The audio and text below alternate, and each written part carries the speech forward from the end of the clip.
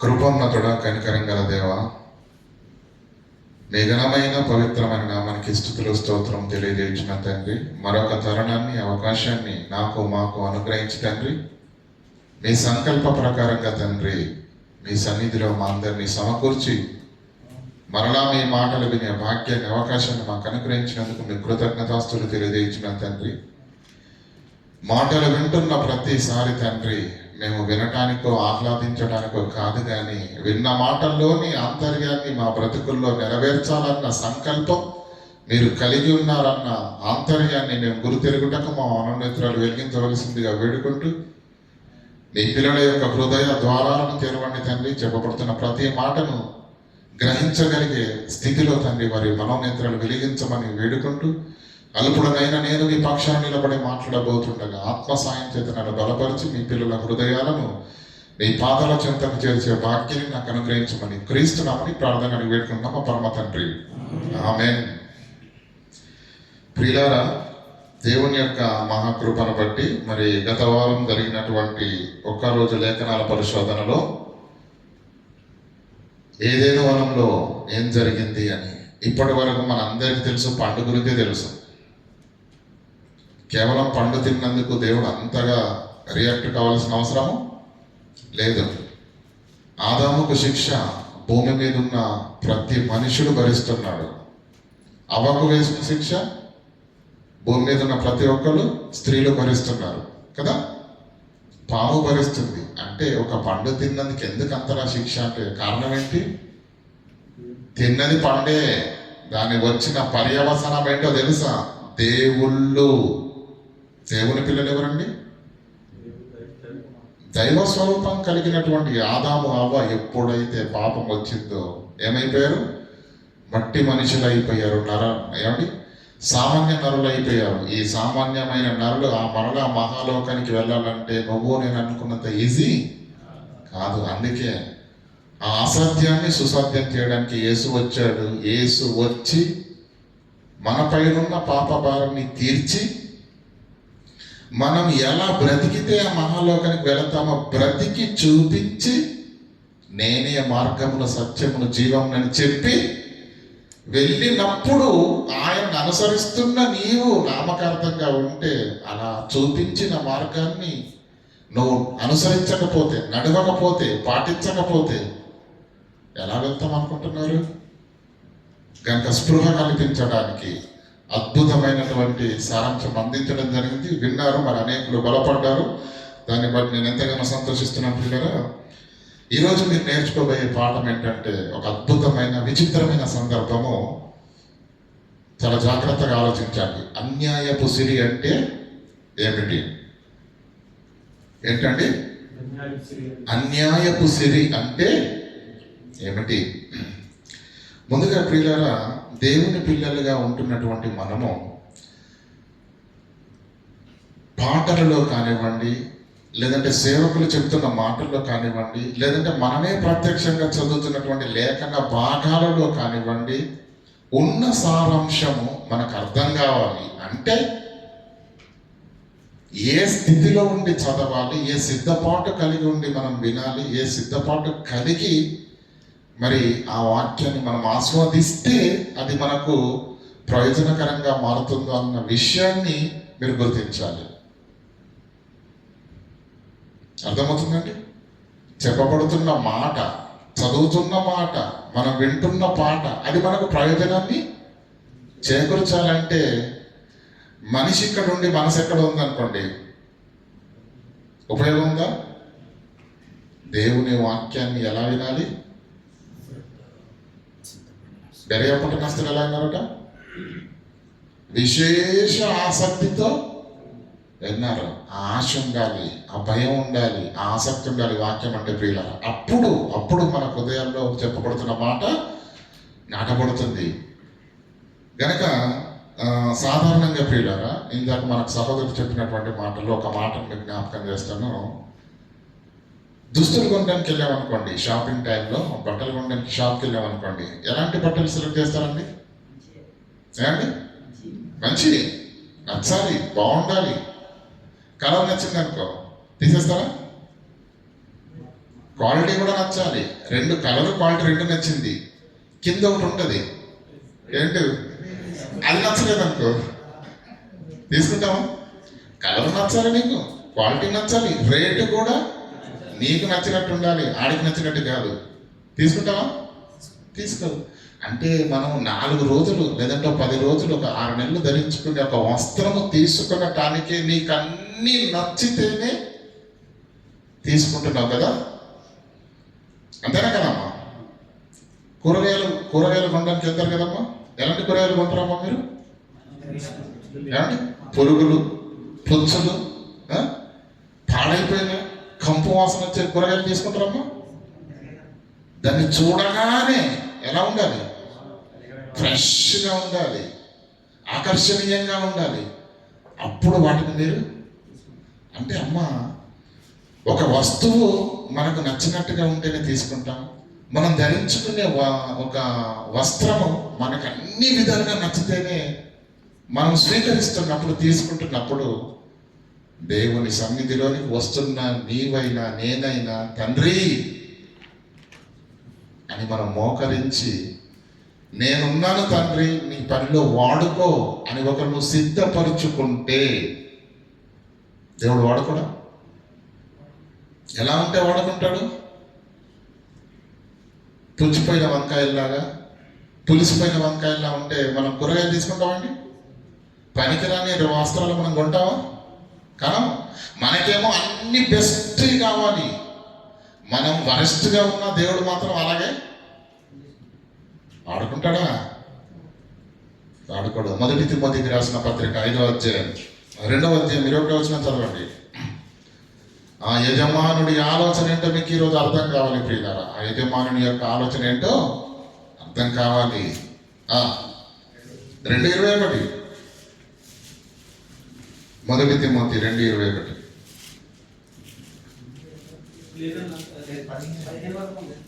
15 వరకు ఉందా? ఒక నిమిషం.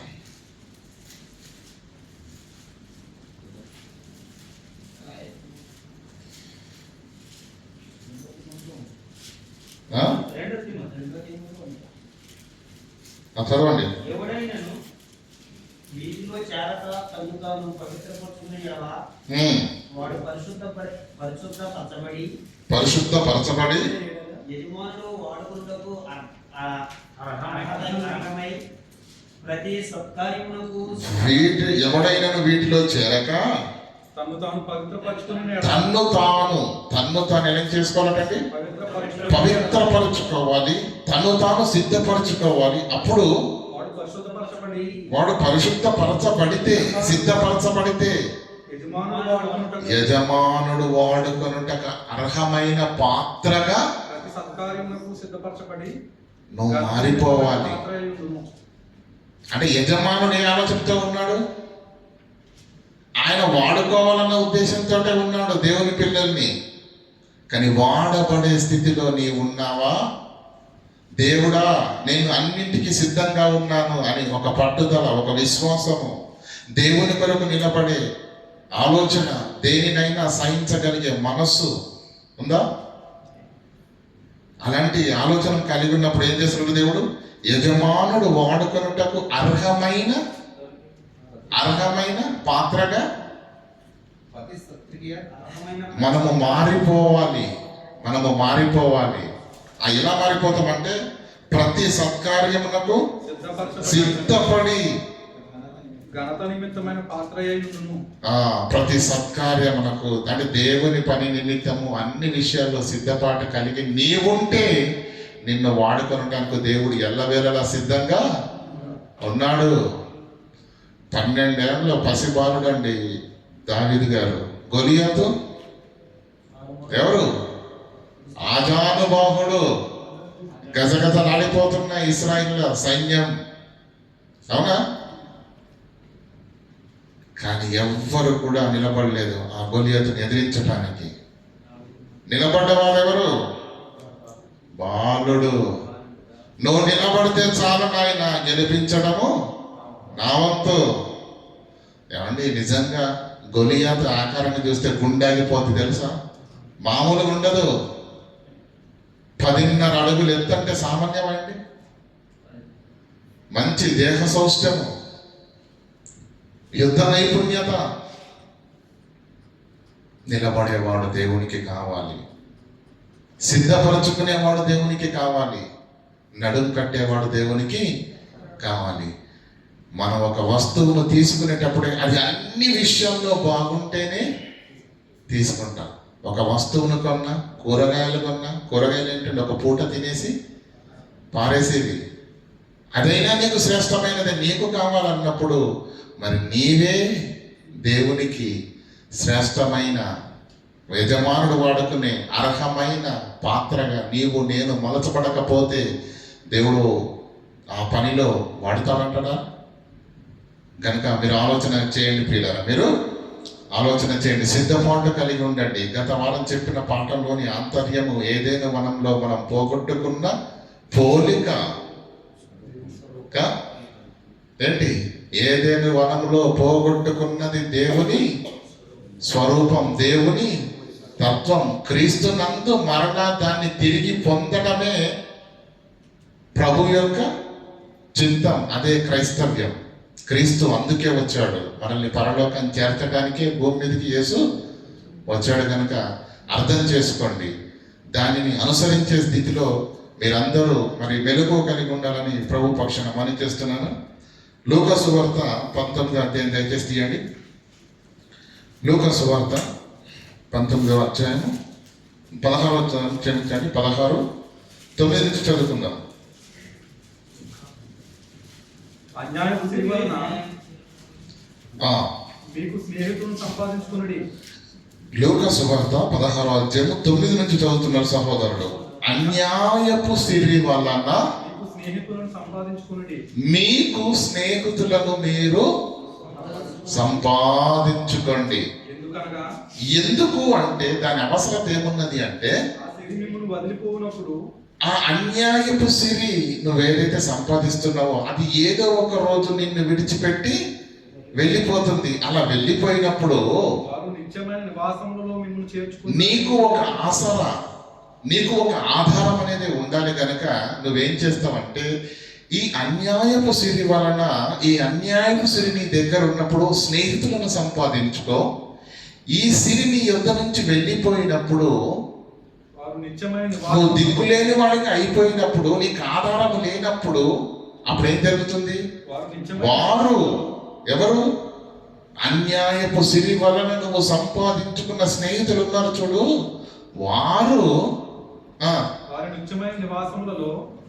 నిత్యమైన నివాసములలో నిన్ను చేర్చుకుందురని నీతో చెప్పుచున్నాను.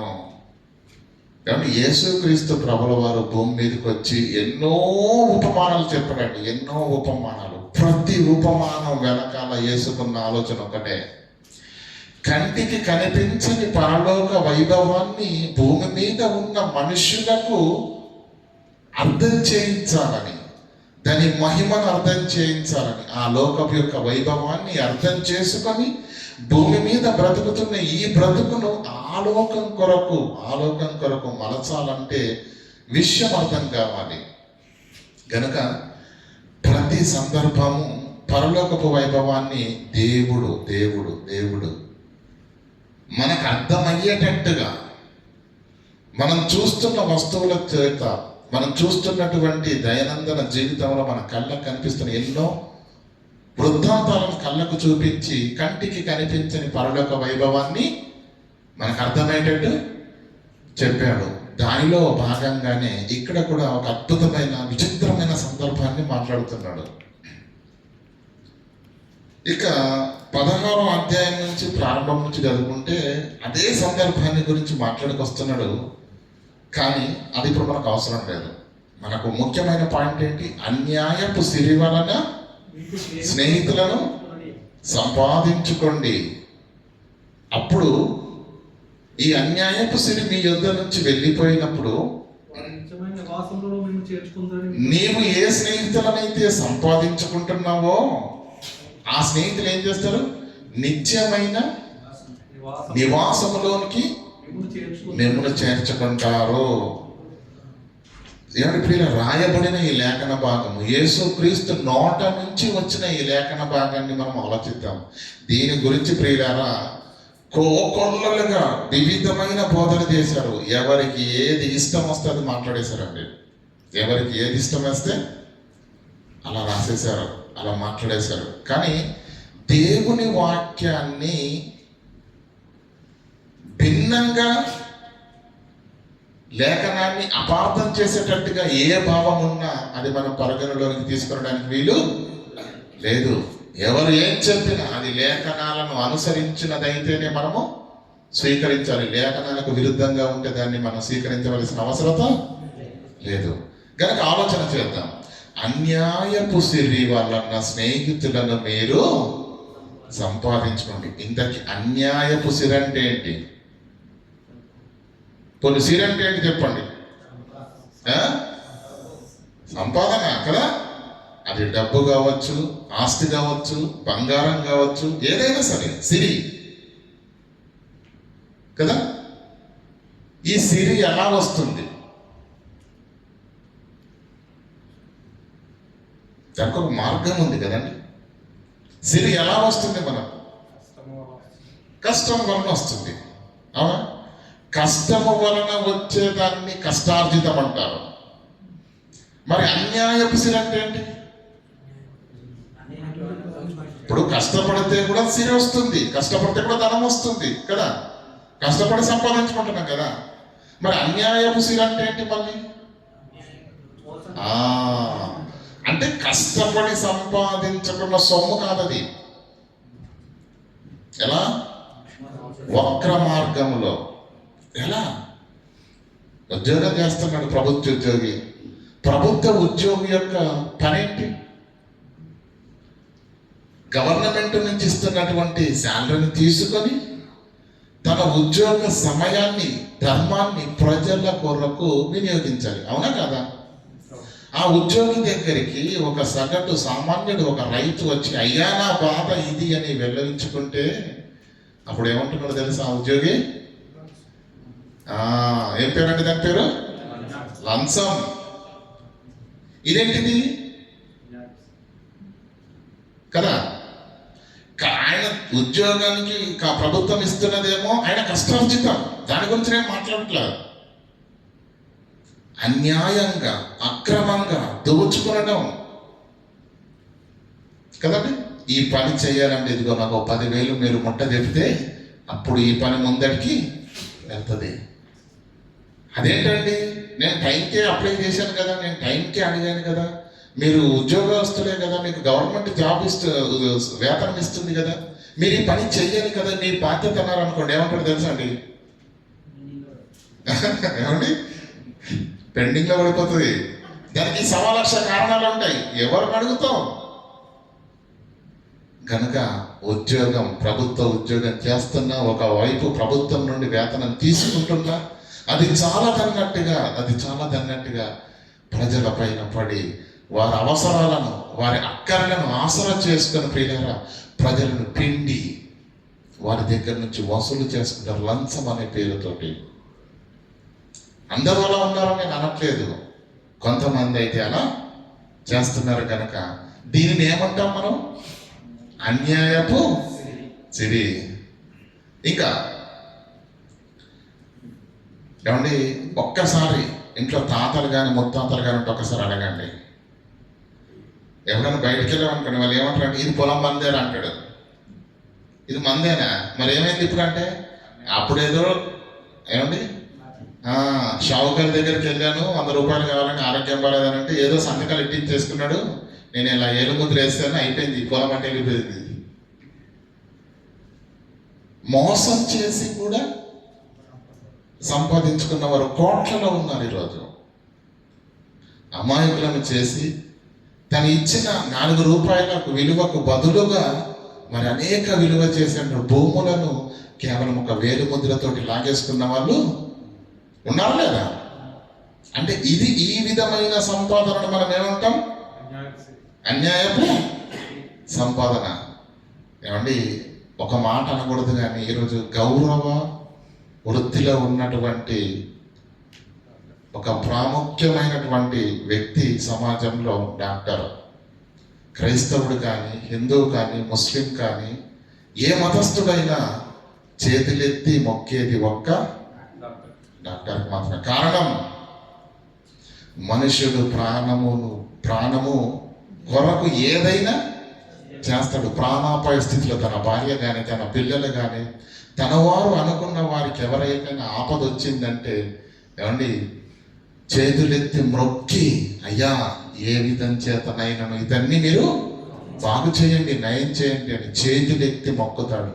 అంత గౌరవ వృత్తిలో ఉన్న వాళ్ళు ఈరోజు ప్రియులారా పేషెంట్ యొక్క బలహీనతను ఆధారం చేసుకొని, అందరి గురించి కాదు నేను చెప్పేది, అనేకులు కొందరు ఇలాంటి వారు కూడా ఉన్నారు. ఆ గౌరవ వృత్తికి కళంకాన్ని ఆపాదించేటట్టుగా ఏమండి ఇతని కండిషన్ ఏంటో మనకే తెలుసు. వాళ్ళకేమి బాగా సీరియస్ ఉన్నాడు, నార్మల్గానే ఉన్నాడు, ఇబ్బంది ఏమి లేదు. బాగా సీరియస్ ఉన్నాడు, 5 లక్షలు అవుతుంది, మీరు ఆలస్యం చేస్తే ప్రాణమే పోతుంది అని బెంబేలు పెట్టిస్తే, భయపెట్టిస్తే, అప్పటికే అలసిపోయిన హృదయాలతో ఉన్న వాళ్ళు ఏం చేస్తారు చెప్పండి? ఉన్న పలంగా అయితే ఇల్లు వాకిలిని దేనినైనా సరే తాకట్టు పెట్టి ఏ విధము చేతనైనా ప్రాణాలు నిలపాలన్న ఉద్దేశంతో ప్రియులుగా ఖచ్చితంగా ఏం చేస్తారు? తనకున్న దేనిని కూడా లెక్క చేయకుండా చేస్తారా చేయరా? ఇది క్రమమైన సంపాదన. చూడండి అతని యోగ పరిస్థితులు ఏంటో చూడండి, ఆయన ఆరోగ్య పరిస్థితులు చూసి అతనికి ఎంతైతే ఖర్చు అవుతుందో అతని 4 మాటలు ధైర్యం చెప్పి, చక్కని మందులు రాసించి ధైర్యం చెప్పి పంపించండి. దానికి ఫీజు కూడా ఆయన కన్సల్టెన్సీ ఫీజు ఉంటుందా ఉండదమ్మా? టాబ్లెట్లు తీసుకుంటారా తీసుకోడా? హాస్పిటల్ బిల్లు కడతారా కట్టరా? ఇదంతా క్రమమైందే కదా. ఇది చాలదన్నట్టుగా మరొక వైఖరిని ప్రదర్శించి ప్రజలను ఇంకా భయభ్రాంతులను చేసి ప్రజల యుద్ధ నుంచి పీడిస్తూ మరి తీసుకుంటున్నటువంటి దీనిని ఏమంటాం? అన్యాయపు సరే. ఇలా చెప్పుకుంటూ వెళ్తే చాలా ఉన్నాయి. ఏమండి కిరాణా షాప్ ఎవరికి ఉందండి? ఇంట్లో ఉందా? అమ్మయ్యా, కిరాణా షాప్ లేకపోతే హ్యాపీగా మాట్లాడవచ్చు. భయంకరం అండి బాబు. కింద చింతపండును దానికి అంటించేసి ఏంటి కిలో పప్పు కావాలని వెళ్ళారనుకోండి, అందులో వేసి అరకిలో వేయగానే ఇది ఏమైపోద్ది? తేలిపోద్ది. ఎందుకు?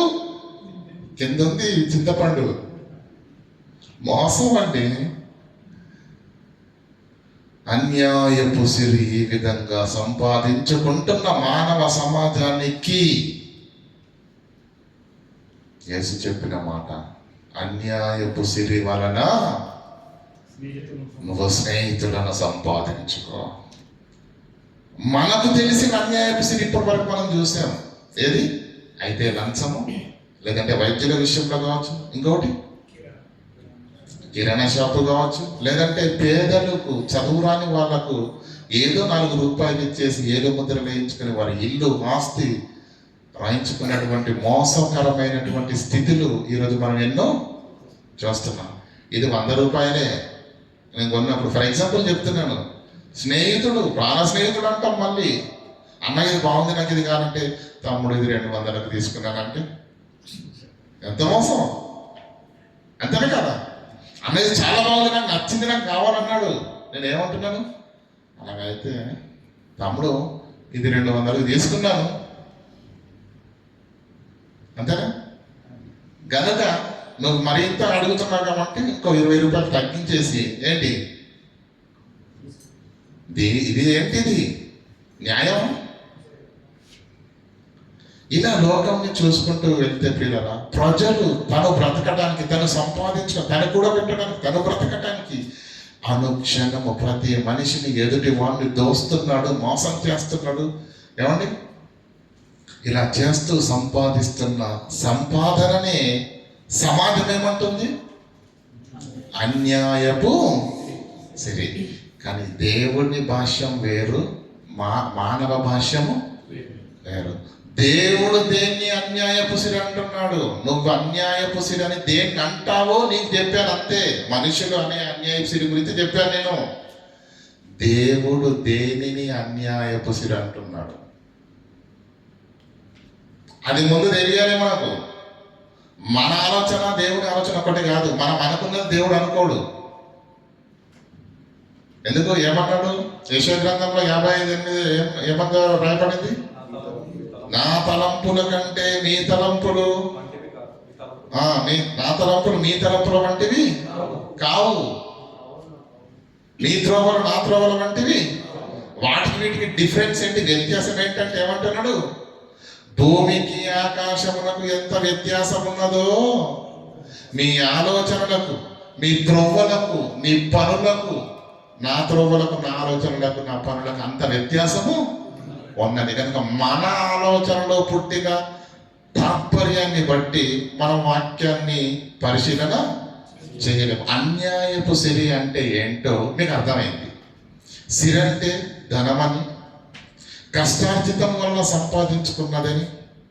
అన్యాయపు సిరి అనగా కష్టార్జితం వలనైనది కాక, క్రమమైనది కాక, యథార్థమైనది కాక, వంకర మార్గంలో దోచుకునే దిశగా ప్రలోభాలు పెట్టి, భయపెట్టి, అబద్ధాలు చెప్పి సంపాదించుకునే సంపాదన అన్యాయపు సిరి కదా.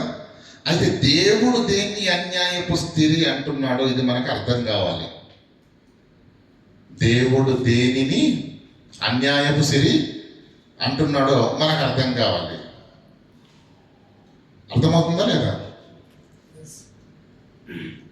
బాగా ఆలోచించాలి. ఒక ప్రభుత్వ ఉద్యోగి దగ్గరికి వెళ్ళి ఇది తప్పు అని సగటు మనిషి దేనిక ఎలా అంటున్నాడు? మీరు ఉద్యోగస్తులు కదండి, మీకు గవర్నమెంట్ ఉద్యోగం ఇస్తుంది, శాలరీ ఇస్తుంది, జీతం ఇస్తుంది కదా, నీ బాధ్యత ఏంటి? నీ బాధ్యత ఏంటి? ప్రజలకు నీవు న్యాయం చేయాలి, సేవ చేయాలి. అవునా కదా? అది కాదన్నట్టుగా నీ ధర్మాన్ని, నీ విధిని పక్కన పెట్టి 10,000 లంచం ఇస్తేనే పని జరుగుతుంది అంటే అది దాన్ని ఏమన్నాం మనం? అన్యాయపు సిరి అన్నాము. ఇది అక్రమము అంటున్నాం. అవునా కాదా? ప్రభుత్వం ఇచ్చే ఉద్యోగాన్ని తీసుకుంటున్న నీవు ప్రజల కొరకు పని చేయాలన్నది నియమం అయితే, ధర్మం అయితే, అది పాటించాలన్నది నీకు అర్థమైతే ప్రభువు కూడా నీకు వేతనం ఇస్తున్నాడు.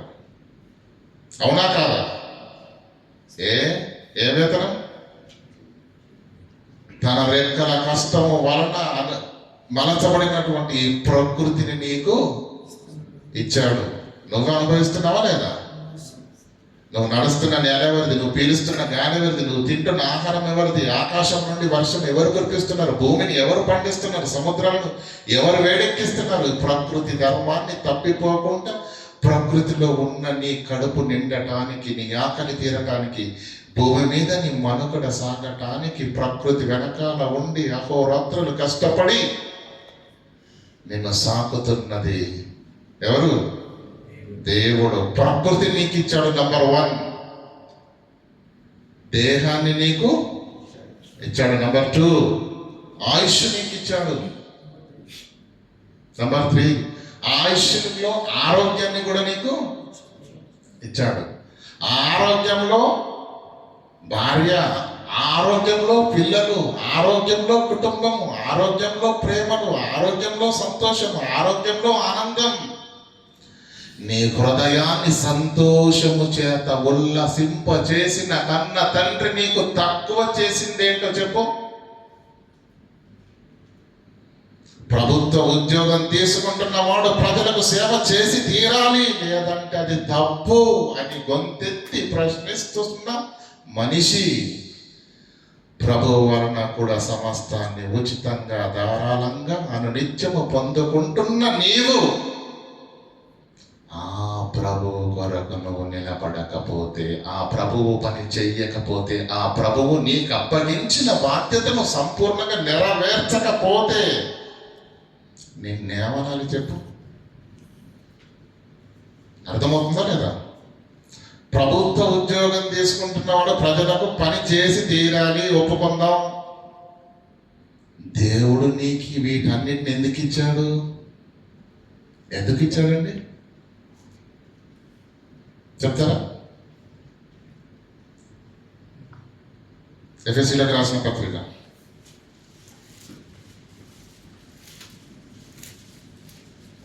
1వ అధ్యాయం 4వ వచనం.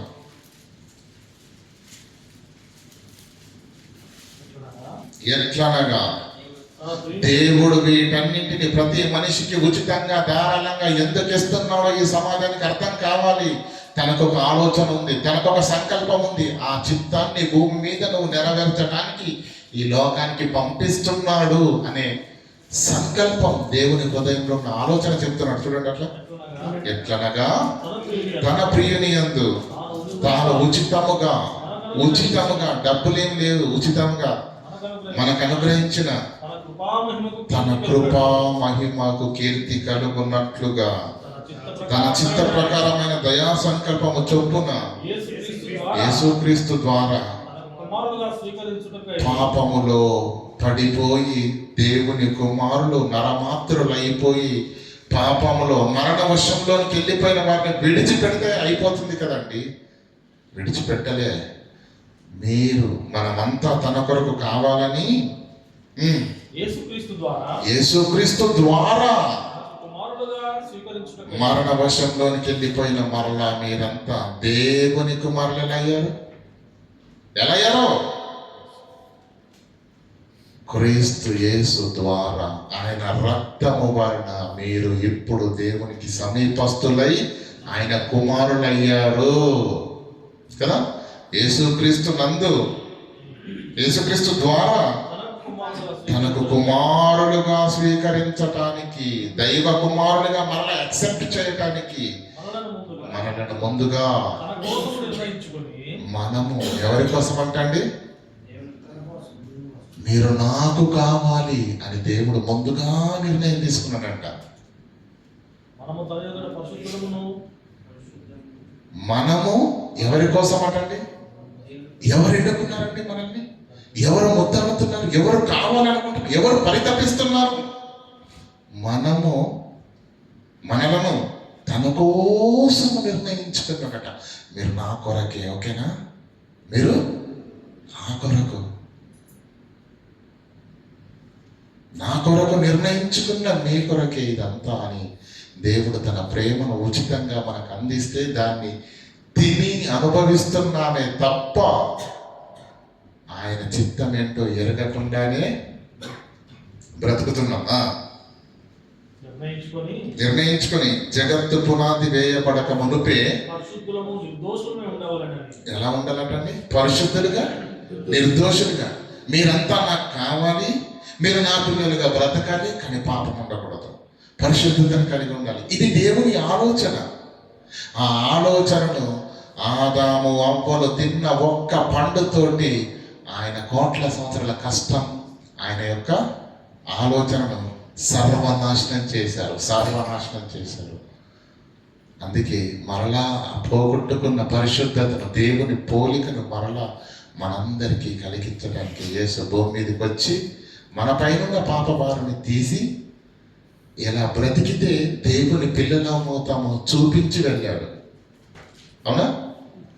అలా చూపించి వెళ్ళిన తరువాత కూడా మనకు జ్ఞానోదయం లేకపోతే, మన మనోనేత్రాలు వెలిగించబడకపోతే, మనం దాన్ని చూస్తున్నాము, మనం అందులో ఉన్నాం అనుకుంటున్నాము. పిల్లల క్రైస్తవుడు అవడం అంటే సంఘములో ప్రజెంట్ అవ్వడం కాదు ముఖ్యం. క్రైస్తవుడు అవడం అంటే క్రీస్తును అనుసరించడం. కానీ మనం ఏం చేస్తాం? క్రీస్తులో పాటలు వింటాం, క్రీస్తులో ప్రార్థనలు చేస్తాం, క్రీస్తులో వాక్యం చదువుతాం, క్రీస్తులో వాక్యం చెప్తాం. కానీ క్రీస్తును అనుసరించడం మన వల్ల కాదు. అనుసరిస్తేనే నీవు క్రైస్తవుడు ప్రియులారా. అయితే మళ్ళా 2వ అధ్యాయం 10వ వచనం దయచేసి. ఎఫెసీ 2:10. దేవుడు నీకు ఈ ప్రకృతిని ఎందుకు చేశాడు? ఈ ప్రకృతిలోనికి ఎందుకు పంపాడు? ఆరోగ్యాన్ని, ఆయుష్ను, దేహాన్ని ఏమంటే కుటుంబాన్ని, ఇంతటి ఆహ్లాదకరమైన జీవితాన్ని దేవుడు నీకు ఎందుకు ఇచ్చాడు గిఫ్ట్గా? ఇక్కడ చెప్తున్నాడు, వాటి యందు మీరు నడుచుకొనవలెనని దేవుడు ముందుగా సిద్ధపరిచిన సత్క్రియలు, ఆ సత్క్రియలను నువ్వు చెయ్యాలని, ఆ సత్క్రియలను నెరవేర్చాలని దేవుడు ముందుగా సిద్ధపరిచి ఉన్నాడట. ఆ సత్క్రియలను భూమి మీదకి వెళ్ళి నువ్వు జరిగించు, నువ్వు చెయ్యాలి, నేను చూడాలి. అంటే ఇంట్లో ఆడబిడ్డ ఉంది అనుకోండి, ఎప్పుడైనా భార్య వండి పెడుతుంది కదండి. వేసవి శరీరంలోకి వచ్చింది అనుకోండి బిడ్డ, తండ్రి ఏమంటాడు, తల్లి నీ చేత ఆమ్లెట్ వేసిన అద్భుతం, అంతేనా కదా? ఎందుకు? నువ్వు చెయ్యాలి, నేను తినాలి. ప్రేమ. వాటి యందు మీరు నడుచుకోవాలి. మీరు అందుకే ఈ లోకానికి వచ్చారు, అందుకే ఈ భూమి మీదకి వచ్చారు. ఏంటి ప్రభువా? దేవుడు ముందుగా సిద్ధపరిచిన సత్క్రియలున్నవి. వాటిని చెయ్యటానికి ప్రకృతిలోనికి నిన్ను పంపాడు. తల్లిని తండ్రిని నియమించాడు, ఆమె గర్భంలో వేశాడు, ఆకారం జన్మింపజేశాడు, ఆయుష్నిచ్చాడు, ఆరోగ్యం. ఈ ప్రకృతి ఒడిలో ఇంతకాలం నిన్ను నన్ను చల్లగా కాపాడింది ఎందుకో తెలుసా? దేవుడు ముందుగా సిద్ధపరిచిన సత్క్రియలున్నవి. యేసుక్రీస్తు రాకముందే ఏం చెప్పాడు తెలుసా? ఇది ఇలాగే ఉంచండి, హెబ్రీ 10:7 చదవండి. 17 ఇక్కడ ఇలా ఉంచి అలా చదవండి.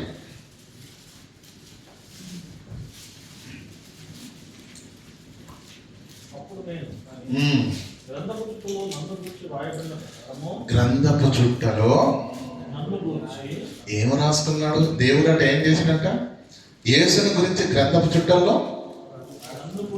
నన్ను గురించి వ్రాయబడిన ప్రకారము దేవా నీ చిత్తము నెరవేర్చడానికి నేను భూమి మీదకి, యేసు దేవుని చిత్తాన్ని నెరవేర్చడానికి భూమి మీదకి వస్తే, మోషే దేవుని చిత్తాన్ని నెరవేర్చడానికి భూమి మీదకి వస్తే, పౌలు దేవుని చిత్తాన్ని నెరవేర్చడానికి భూమి మీదకి వస్తే, అపోస్తలుడు దేవుని చిత్తాన్ని నెరవేర్చే భూమి మీదకి వస్తే, నీవు అర్థమవుతుందా ప్రశ్న? నీవెందుకు వచ్చావు ఈ భూమి మీదకి? ముందుగా సిద్ధపరిచిన సత్క్రియలను చేయటానికై ఎఫెసీ 2:10 వాటి యందు మనము నడుచుకోవాలని ముందుగా దేవుడు సిద్ధపరిచిన సత్క్రియలను చేయాలని పంపించాడు ఈ ప్రకృతిలోనికి. ఆయన కష్టము వలన అనుభవిస్తున్న ప్రకృతిలో ఆయన అనుగ్రహించిన ఆయుష్ను, అనుగ్రహించిన దేహాన్ని, తల్లిని తండ్రిని, ఆరోగ్యాన్ని, సమస్తాన్ని అనుభవిస్తున్న నీవు, దేవుడు దేని కొరకు వీటన్నింటినీ అనుగ్రహించాడో ఆ పని చెయ్యకుండా నువ్వేం చేసినా దేవుని దృష్టికి అదేమవుతుంది? అన్యాయం. పాలేరున్నాడండి, కాపు తెలుసు కదండి. కాపు జమీందారులు అంటాం, లేదంటే భూస్వామి అంటాం. 50 ఎకరాల భూస్వామి ఉన్నాడు అనుకోండి, అతని దగ్గర ఎవరుంటారు? జీతగాడు ఉంటాడు, లేదంటే పాలేరు అంటాం, అంతేనా? ఆయన పనేంటి? ఆయన తక్షణ కర్తవ్యం ఏంటి? యజమానుని పనిని ముందుగా చేయాలి, అంతేనా? ఆయన వ్యవసాయ పనులు చూడాలి, ఆయన ఇంటి పనులు చూడాలి, అవునా కదా? అలాని 24 గంటలు ఇక్కడే ఉండాలా? లేదు. ఇక్కడ ఈ పని నెరవేర్చి సాయంకాలం వెళుతూ ఏమండి తను పండించిన పంటలో నుంచి కానీ, తను పడిన కష్టంలో నుంచి కానీ ఏదో కొంత తీసుకెళ్ళడా? యజమాని రే నీకు ప్రతి నెల శాలరీ ఇస్తున్నాను కదా, మరి ఏంటి దోసకాయలు ఎందుకు తీసుకెళ్తాను ఏంటి అంటాడా? వాటర్ మిలన్ ఎందుకు తీసుకెళ్తున్నావు అని అంటాడా? ఏ ఒకవేళ మనం అక్కడ ఉండి మనం చెప్పామనుకోండి యజమానుడికి, అయ్యా నీ తోటల నుంచి వాడు 2 వాటర్ మిలన్స్ తీసుకెళ్తున్నాడు, కర్బూజాను దోసకాయలను తీసుకెళ్తున్నాడు అని అంటే అప్పుడు యజమాని ఏమంటాడు తెలుసా? ఏమంటాడు? వాడు నా పనివాడు, తీసుకెళ్ళని, నో ప్రాబ్లం. కారణం నా పని చేస్తున్నాడు, వాడికి హక్కు ఉంది. బయట వాడు వచ్చి తీసుకెళ్తే, పని చేసిన 4 తీసుకెళ్తే ఏమనలేడు అని చెప్పేసి నువ్వు ఒక్కటి పోయి నిన్ను కోసేస్తాడు. అవునా కదా? ఎందుకు? నా దాంట్లో నుంచి ముట్టే హక్కు బయట వాడికి ఎందుకు లేదు? అతడు నా పనివాడు కాదు. అంటే పనివాడైతే పాలేరు పని చేస్తే, భూస్వామి పని చేస్తే, అతని దగ్గర పనిచేసిన నీకు ఒక హక్కు ఉంటుంది, దాన్ని నీవు తినొచ్చు. అది యజమానికి ఇచ్చినటువంటి ఏంటి అర్హత కదా. మరి ఈ భూమి మీదకి వచ్చినటువంటి నీవు ఏ యజమాని నీ కొరకు ఇవన్నీ సిద్ధపరిచాడో, ఏ యజమాని నీకు ఇవన్నింటినీ కల్పించాడో, ఆ యజమాని పని చేయకుండా నువ్వు పక్కదో పట్టి నీ ఇష్టానుసారంగా బ్రతికితే న్యాయమా అన్యాయమా? అన్యాయం. ఇప్పుడు మంచి ప్రశ్న ఇస్తా, సింపుల్ ఆన్సర్ చెప్పండి. మనందరికీ లాజరు ధనవంతుడి గురించిన సందర్భం చిన్నప్పటి నుంచి వింటున్నాం, అంతేనా కదా? ధనవంతుడు ఏ నేరం చేసినందుకు పాతాళానికి వెళ్ళాడు నాకు చెప్పండి. 5 మందిని మర్డర్ చేశారని చెప్పగలరా? చెప్పండి. మరి ఆయన ఎందుకు నరకంకి వెళ్ళాడు నాకు అది చెప్పండి మీరు. అన్యాయం చేశాడు ఎవరినైనా? ఏమండి? ఎవరైనా ఆడపిల్లల జీవితాలు నాశనం చేశాడా? ఎవరినైనా పొట్టను పెట్టుకున్నాడా? చంపి హత్య చేసి? లేదు. ఎవరిదైనా లాక్కున్నాడా? ఆస్తులను లాక్కున్నాడా? కొట్టాడు ఎవరినైనా? లేదు. మరి ఏం చేశాడు? ఆయనకి ఇష్టమైనట్టు బ్రతికితే పాతాళం వేస్తాడు దేవుడు? చెప్పాలి. అందరం కంపెనీలో పనిచేస్తున్నాం కదండి. కంపెనీ మనకి ఏమేమి ఇచ్చింది చెప్పండి, మీరు చెప్పాలి.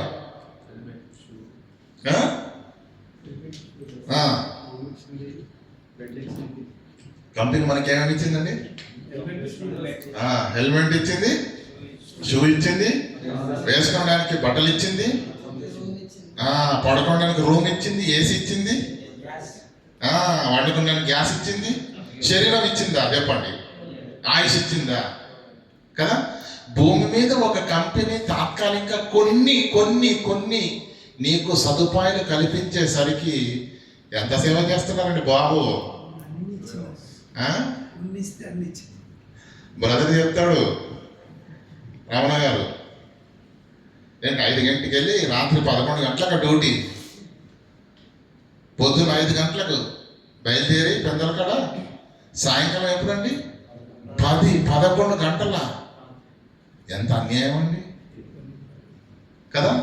అంటే ఈ కొన్ని సదుపాయాలు కల్పించిన వాడికే నువ్వు నియమబద్ధంగా లోబడి తన పని మాత్రమే చెయ్యాలి అన్నది నియమం అయితే, అది పాటిస్తున్నది నీకు అర్థమైతే, ఇన్ని వాడి ఆ కంపెనీ వలన పొందుకుంటున్న నీవు ఆ కంపెనీ పని కాక వేరే కంపెనీ పని చేసావనుకో ఎలా ఉంటుంది చెప్పండి? ఎలా ఉంటుంది? కోరుకుంటారా? ఎందుకు? మరి భూమి మీద కొన్ని సదుపాయాలు కల్పించిన వాడే అతని ఆధీనంలో నువ్వు ఉండాలి, అతను చెప్పినట్టుగా అతని పనంతటి నువ్వు నెరవేర్చాలి. నిన్ను ఏంటంటే ఒక కొనుక్కున్న వస్తువులాగా వాడుకుంటున్నాడు, అవునా కదా? మరి దేవుడు సమస్తాన్ని ధారాళంగా నీకు దయచేసి ఉచితంగా నీ నుంచి ఏది ఆశించకుండా దేవుడు ముందుగా సిద్ధపరిచిన సత్క్రియలు ఉన్నవని, ఆ సత్క్రియలు భూమి మీద చెయ్యడానికి నేను పంపానని దేవుడు చెప్పిన తర్వాత కూడా వీటిని అనుభవించడం మానట్లేదు. మనం ఇష్టపూర్వకంగా అనుభవిస్తున్నాం, కానీ దేవుని కొరకు మాత్రం ఏమీ చేయట్లేదు. దేవుడు దేని కొరకు నిన్ను ఈ లోకానికి పంపించాడు, దేని కొరకు ఇవన్నింటిని నీకు ఇచ్చాడో వాటిని ఉపయోగించుకునడం మన స్వార్థంకు ఉపయోగించుకుంటున్నాం. ఆయన పని మాత్రము ఏమంటారు దీన్ని? న్యాయమా అన్యాయమా? కంపెనీలో ఉద్యోగం ఏమంటే శాలరీ తీసుకుంటున్నాం, మనం కంపెనీ పని చేయటం న్యాయం, అవునా కదా? శాలరీ తీసుకొని కంపెనీ పని చేయకుండా ఉండడం ఏంటి? కంపెనీ ఇక్కడ ఏంటంటే ప్రియులారా, మనం కష్టపడిన తర్వాత 1వ తారీఖు నుంచి 30వ తారీఖు కష్టపడితే మనకు 30వ తారీఖులో శాలరీ ఇస్తుంది. కొన్ని కంపెనీలు ఉంటాయండి, ఐటీ కంపెనీస్ ఉంటాయి. మనం ఉద్యోగానికి వెళ్ళామా ప్యాకేజ్ ఉంటుంది, 3 months 6 months 1 year ప్యాకేజ్ ఉంటుంది. 1 year 10 లక్షలు అనుకున్నారు అనుకోండి, 10 లక్షలు ఇప్పుడు ఎక్కేస్తారు. ఇక 1 year మొత్తం ఏం చేయాలి? పని చేయకుండా బయటకు వెళ్ళాడు అనుకోండి, ఎలా ఉంటుంది? కంపెనీ పని చేయకుండా ఇంటి పని చేసుకున్నాడు అనుకోండి, ఎలా ఉంటుంది? ఊరుకుంటారా? ఊరుకోరు ప్రియులారా. కనుక దేవుడు కంపెనీ సార్లు తీసుకుంటున్న మనం కంపెనీ పని చేయాలన్నది నియమం అయితే, న్యాయం అయితే, మరి దేవుడి నుంచి సమస్తాన్ని ధారాళంగా పొందుకుంటున్నాం. ఏదైనా తక్కువ ఉందండి? ఏదైనా తక్కువదంటే వెంటనే టక్కన చేస్తాం. ప్రభువా అడుగుడు మీకు ఇయ్యబడునని నువ్వు చెప్పావా లేదా? ఎందుకైనా మంచిదని రాసి కూడా పెట్టుకున్నాను, దాన్ని హైలైట్ కూడా చేశాను బైబిల్లో. నువ్వు అన్నావు కాబట్టి నేను అడుగుతున్నాను, నువ్వు ఈ మాట ఇచ్చావు కానీ తప్పితే మాత్రం బాగోదు.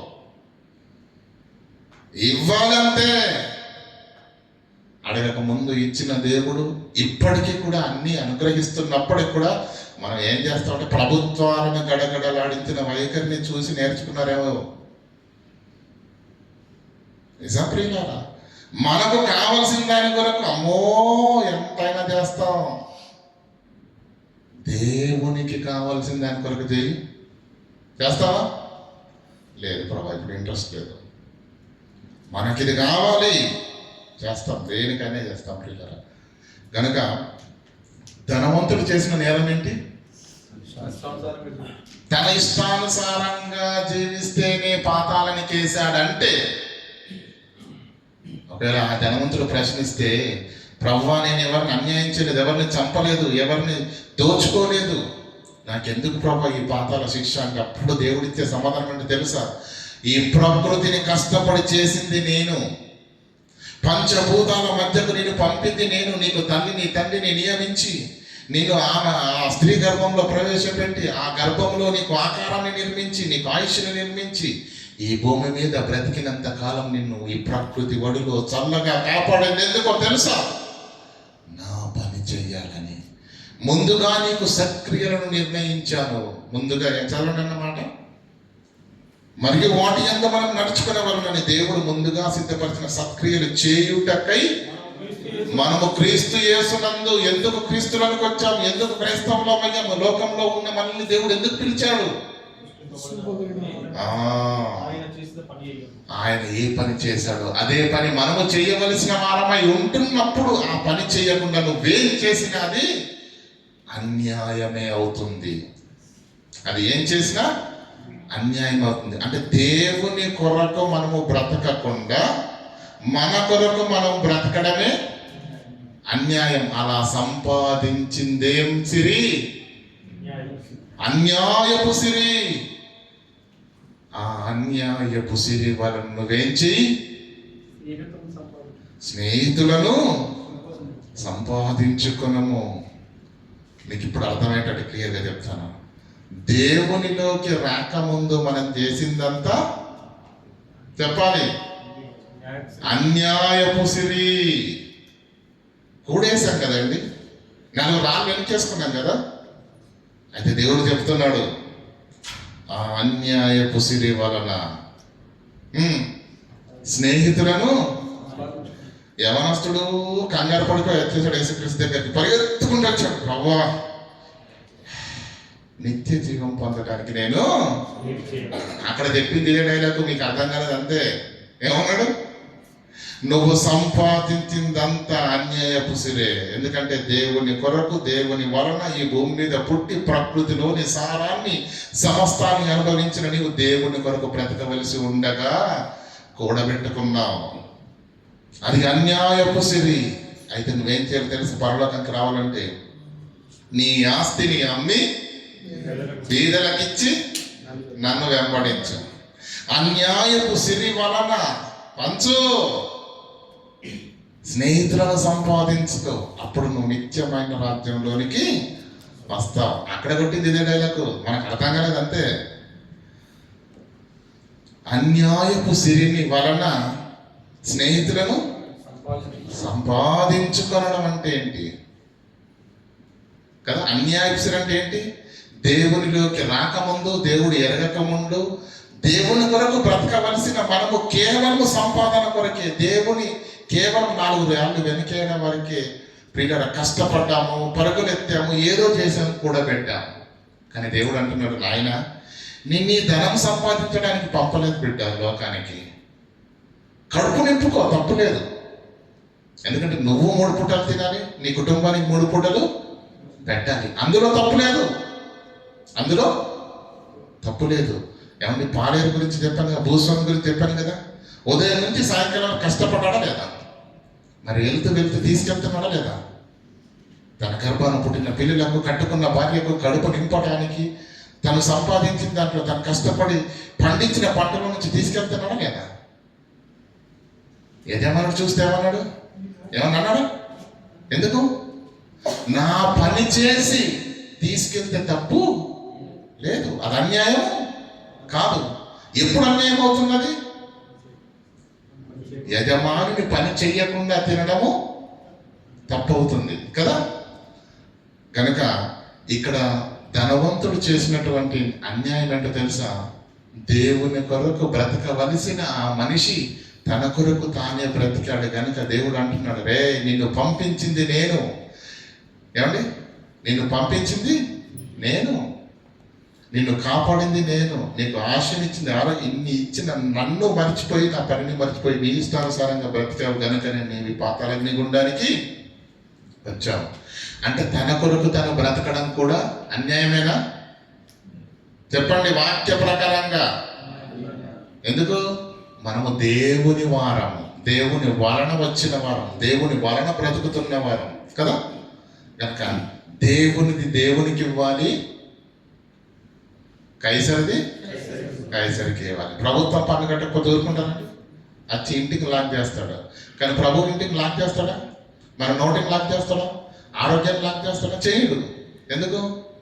దేవుడు ఉచితంగా ప్రేమ చూపేవాడు తప్ప, ఏమండి, మన వ్యక్తిలాగా వసూలు చేసేవాడు కాదు. కానీ మనం ఏం చేస్తాం?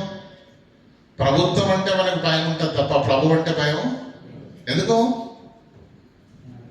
చెప్పండి. గనక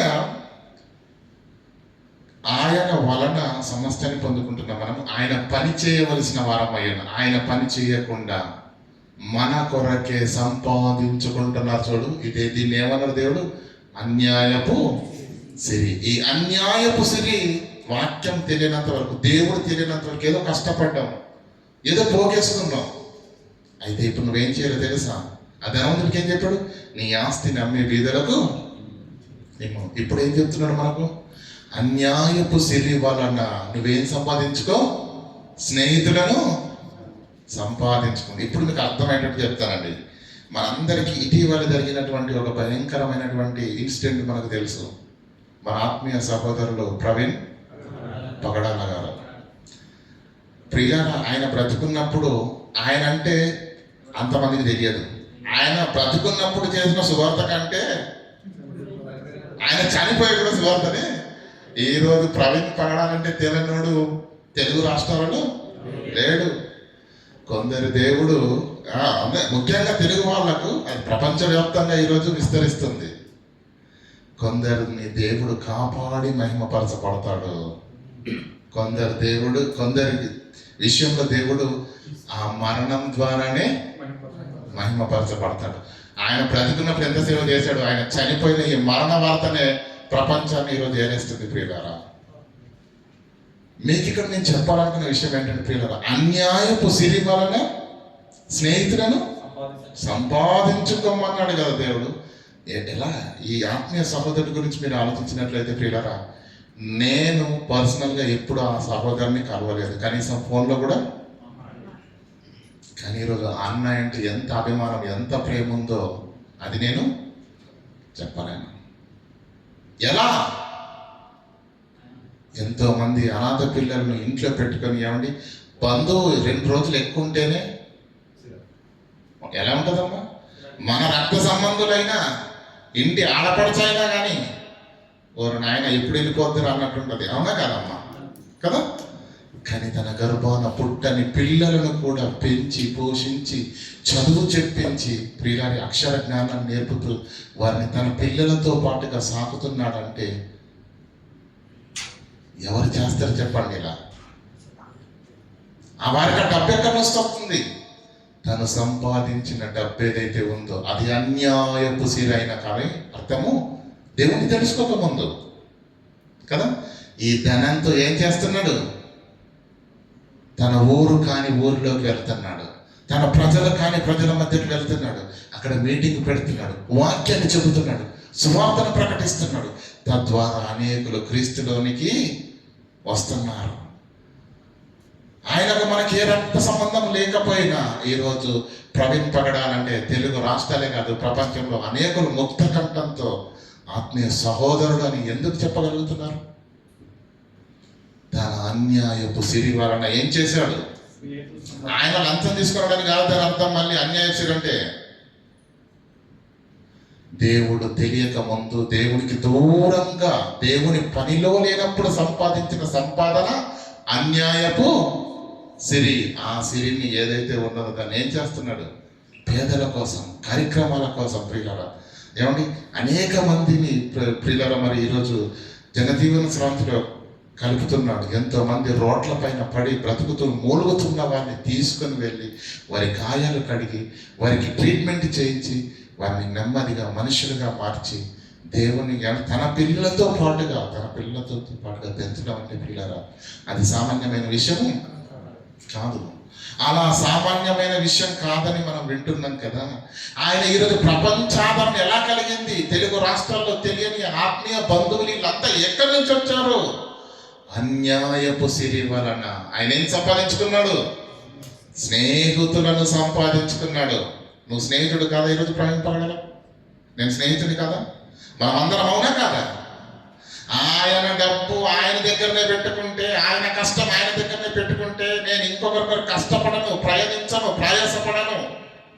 నేను నా భార్య నా కుటుంబంలో పిల్లలు అంతే అన్నట్టుగా బ్రతికితే ఈరోజు తెలుగు వాళ్ళల్లో ముఖ్యంగా ఎంత సబ్జెక్ట్ ఎంత నాలెడ్జ్ ప్రియులరా భాషాపరంగా కానివ్వండి, ఏమండి గ్రంథాల పరంగా కానివ్వండి, ఇండియన్ హిస్టరీ కానివ్వండి, వరల్డ్ హిస్టరీ కానీ ప్రతి దాన్ని అవపోతన పట్టి అవలీలగా ఎదుట ఎవరున్నా కూడా వారిని మాటల్లో ఇతని కాదనలేని జ్ఞానంతో వారిని కట్టిపడేసే సత్తా ఉన్నవాడు ఆత్మీయ సహోదరుడు. ఆయన నోటి జ్ఞానం చేత గెలవలేని అసమర్థులు గొంతు నొక్కేశారు ప్రియులారా, చంపేశారు. కానీ ఆయన మరణ వార్త విన్నప్పుడు ప్రియులారా మన ఇంట్లో వాళ్ళు చనిపోతేనైనా అంత బాధపడతాం పడం. కానీ దాదాపుగా ఇప్పటికీ ఎన్ని రోజులు అవుతుందండి? 10-12 రోజులు అవుతుంది. ఇప్పటికి జ్ఞాపకం వస్తే ప్రియులారా, జ్ఞాపకం వస్తే హృదయం అంతా విదారకంగా మారిపోతుంది. కారణం అన్యాయపు సిరి వలన ఏం చేశాడు? ఆయన స్నేహితులను సంపాదించుకున్నాడు. ఈ మాటలు వింటున్న మనం ఏం చేయాలి? మనము కూడా సహోదరుల నిమిత్తము ప్రాణాలు పెట్టవలసిన అవసరం లేదు, కానీ ప్రయాసపడండి, ప్రతి సత్కార్యానికి నడుం కట్టండి, దేవుని పనిలో మేము పాలిభాగస్తులను నడవండి. ప్రియులారా ఎవరో ఎక్కడో ఎవరో దేవునిలోకి వస్తారు, రక్షించబడతారు.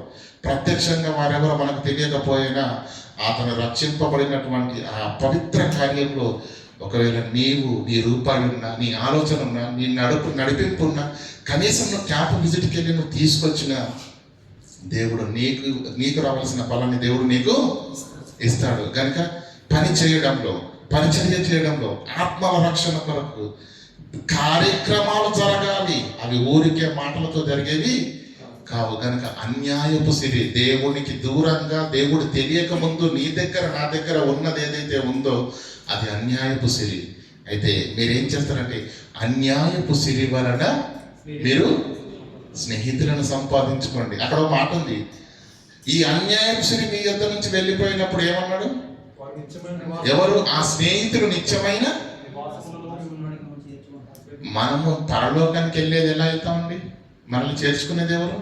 నేనే మార్గమును సత్యమును జీవమును, నా ద్వారానే తప్ప ఎవరి ద్వారా మీరు తండ్రి యొద్దకు చేరడు. అంటే మనం రిసీవ్ చేసుకోవాల్సింది ఎవరు? యేసు ప్రభు కదా. మరి ఇక్కడ ఏం రాయబడింది? అన్యాయపు సిరి వలన నువ్వు స్నేహితులను సంపాదించుకుంటే ఆ స్నేహితులే స్నేహితులు చేర్చుకుంటారా, యేసుక్రీస్తు చేర్చుకుంటాడా? కన్ఫ్యూజ్ అవ్వద్దు, చెప్పండి. మరి ఇక్కడ ఏం రాయబడింది? వారికి చేస్తే క్రీస్తే చెప్తాను. ఏసే చేర్చుకునేది ఏసే, కానీ దేన్ని చూసి చేర్చుకుంటాడు తెలుసా? దీన్ని చూసే తెరుచుకుంటాడు. నువ్వు ఎంతమంది సంపాదించావు మర్చిపోయారా? బలా నమ్మకమైన మంచి దాసుడని తలంతుల గురించి చెప్పడం దేని గురించి అనుకుంటున్నారు? అది నీకు ఆయుష్ని ఇచ్చాను, ఆరోగ్యాన్ని ఇచ్చాను, తెలివినిచ్చాను, వాక్య పరిజ్ఞానాన్ని ఇచ్చాను. ఎంతమందిని సంపాదించావు? నీకు మంచి ఉద్యోగం ఇచ్చాను, మంచి కారు ఇచ్చాను, మంచి హోదాని ఇచ్చాను. ఎంతమందిని సంపాదించావు? దేవుడు నీకు ఇచ్చినదే తలంతు, దేవుడు నీకు ఇచ్చిన స్థాయే తలంతు. నీకున్న దానిని దేవుని కొరకు మలిచి దేవుని పనిలో అనేక ఆత్మల రక్షణ కొరకు నువ్వు విరివిగా వాడబడటమే దేవునికి కావలసింది. అందుకే నిన్ను భూమి మీద పెట్టాడు, అందుకే దుబాయ్లో పెట్టాడు, అందుకే కంపెనీలో పెట్టాడు, అందుకే ఈ స్థాయిలో పెట్టాడు. మనం ఉన్న తర్వాత ఏమైపోతామంటే రాను రాను రాజగుర్రం గడిదైంది అన్నట్టు ప్రారంభంలో బాగానే ఉంటాం, తర్వాత దేవునికి దూరమైన వాళ్ళు చాలా మంది ఉన్నారు ప్రియులారా. కనుక అన్యాయపు సిరి వలన స్నేహితులను సంపాదించుకో. ఎందుకంటే ఈ ధనము శాశ్వతం కాదు, ఈ లోకం శాశ్వతం కాదు, మనము శాశ్వతం కాము. వెళ్ళవలసిన వారమై ఉన్నాం, ప్రయాణం ఉన్నది. ఆ ప్రయాణంలోకి మనం వెళ్ళాలి అంటే ఆ ప్రయాణం ముగిసిన తర్వాత నిన్ను చేర్చుకునే నాథుడు ప్రభు అయిన యేసుక్రీస్తు నిన్ను స్వీకరించాలి అంటే రాగానే అడుగుతాడు, ఏం చేశావు? నా కొరకు ఏం సంపాదించావు? 60 ఏళ్ళ ఆయుష్ని ఇచ్చాను కదా, 2-4 కుమారులను ఇచ్చాను కదా, ఇదిగో మంచి ఆయుష్ని ఇచ్చాను, ఆరోగ్యాన్ని ఇచ్చాను, సంపదనిచ్చాను కదా, భూమి మీద ప్రకృతిలో ఉన్నంత కాలం నీకు కావలసిన వాటన్నిటిని ఉచితంగా నేను సమకూర్చాను కదా. నా కొరకు నువ్వేం సంపాదించావు, ఏం చేశావు అని అడిగితే ఏం చెప్తారు చెప్పండి? ఆ అన్యాయపు సిరిని మా పిల్లలు అకౌంట్లో వేసేద్దాను ప్రభు అన్నాం అనుకో, నిన్ను తీసి పాతాల అకౌంట్లో వేస్తాడు. కనుక అన్యాయపు సిరి వలన మనం ఏం చేయాలి? స్నేహితులను సంపాదించాలి. అంటే ఆత్మల రక్షణ చేయాలి, అంటే క్రియలు చేయాలి, పరిచర్య చేయాలి, పరుగులు తీయాలి. మీటింగ్లు చేసే టైంలో మీటింగ్లు చేయాలి, పక్క క్యాంపులోకి వెళ్ళి క్యాంప్ విజిటింగ్ చేయాలి, తెలియని వారి దగ్గర కూర్చొని అమ్మ వాక్యం ఇలా ఉంది, జీవితం ఇలా ఉంది, దేవుడు ఇలా ఉన్నాడు. ఎప్పటికప్పుడు ప్రియులుగా మనకు కలిగిన దాంట్లో, మనకున్న దాంట్లో, మనకున్న స్థితిని బట్టి దేవుని కొరకు మనము విరివిగా దేవుల్లో వాడబడటమే ప్రియులరా. మన శక్తిని, మన ధనాన్ని, మన సమయాన్ని దేవుని కొరకు వాడుతూ దేవుడు వాడుకునే అర్హమైన పాత్రగా ముందు మనం మలచబడి సిద్ధపడి ఆ పాత్రగా వాడబడిన తర్వాత అప్పుడు ప్రభు పనిలో మనం వాడబడుతూ ముందుకు సాగితే అది మన జీవితాలకు దీవెనకరం. అన్యాయపు సిరి వలన స్నేహితులను సంపాదించుకోండి. ఈ స్నేహితులే మనకి ఏం చేస్తారట? నిత్య జీవంలోనికి చేర్చుకుంటారండి. వీలుగా చేర్చుకునేది, వీళ్ళని చూసి ప్రభు చేర్చుకుంటాడు. అది దాని అర్థం. ఎలా అంటే ప్రభు నేనేం సంపాదించుకున్నా చూడు ప్రభు, ఓకే ఇంతమందిని, లేదంటే అనేక ఆత్మను రక్షించావు, ఇన్ని కార్యక్రమాలు చేసావు, ఇన్ని సత్కార్యాలు చేసావు, ఇన్ని మంచి పనులు చేసావు. కనుక ఆ కార్యక్రమాలే మనం సంపాదించిన ఆత్మలే, వాటిని బట్టి దేవుడు మనకు పరలోకం ఇస్తాడు. కనుక అన్యాయపు సిరి వలన స్నేహితులను సంపాదించుకోండి. ఆ అన్యాయపు సిరి మీ యుద్ధ నుంచి వెళ్ళిపోయినప్పుడు నిత్యమైన రాజ్యంలోనికి వారు మిమ్మల్ని చేర్చుకుంటారన్న వాక్య భావం ఇది ప్రియులారా. క్రైస్తవ జీవితము, బైబిల్ భాష్యము ఎప్పుడు కూడా నేను దేవుని కొరకు మండే కట్టెగా బలవంతపరిచే విధంగా గద్దిస్తుంది, హెచ్చరిస్తుంది. దేవుని కొరకు బ్రతుకు, నిలబడు, అదే చెబుతుంది. ఎందుకంటే బైబిల్ అదే చెబుతుంది.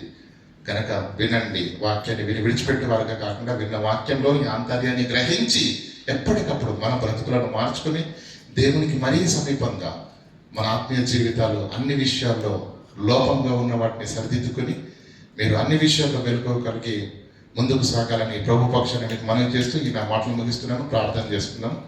కనికరం గల దేవ, కృపామతుడైన మా కన్న తండ్రి, అన్యాయపు సిరి వలన స్నేహితులను సంపాదించుకోమన్నారు.